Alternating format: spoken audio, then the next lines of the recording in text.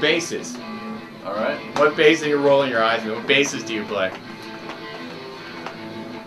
Explorer? No, this is a Thunderbird. Oh, this a Thunderbird. Is an Epiphone reissue. I kind of had, because I was holding a lot of the low end, I went for a humbucking pickup.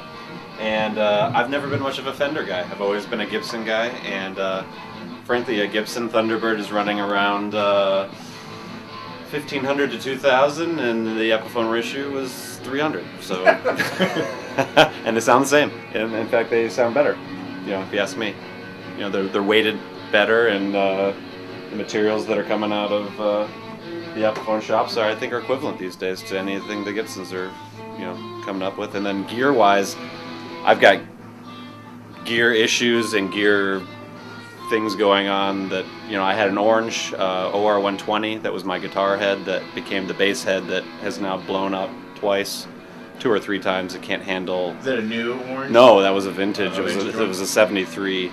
And so with that being gone, I'm using a reissue V4B Ampeg, and probably moving up from there to something different within the next, you know, couple months. Any ideas on what?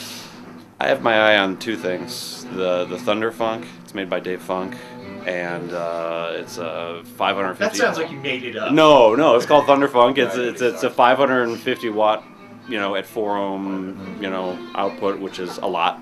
This is only 120 watts at 4 ohms, so it's running both I'm only running 2 cabinets at a time. I have 3 cabinets to switch between, you know, 8 10s or 4 10s and 115. So cabinet structure, I'm still trying to develop. You know, whether I like the 15 sound or the 810 sound, and you know, the other amp that I would look at would be a like an SWR, like a Working Man, something like that. Just, you know, 400 watts, you know, straight out, and your typical 3-band EQ, and plug and play.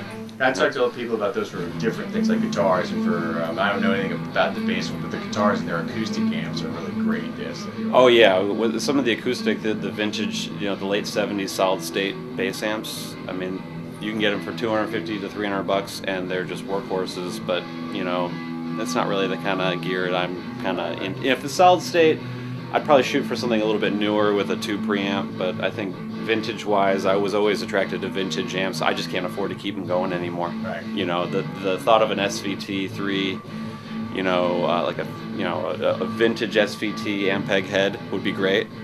The price of keeping that thing alive over the course of time, I mean, they just suck money. You either have to have a lot of money, or you have to be able to fix it yourself. Exactly. You know, biasing, tubes. You know, we do a lot of gigs. You know, we've been doing 1 to 2 gigs a month for the last couple months, and those things take a beating, you know, going in and out of the cold, and, you know, especially, you know, just leaving them on, you're just burning tube life. So probably going to move towards solid state, you know. And a lot of people have said that they prefer the sound of the tubes, but when they're touring and stuff, they don't want to have to deal with them. Oh yeah, I mean, those Ampegs weigh, you know, 75 pounds, something like that, you know, plus each cabinet's 100 pounds, you know, you're hauling serious gear. You almost got drum gear at that point. Yeah. Nobody wants that. Nobody wants to carry that much gear.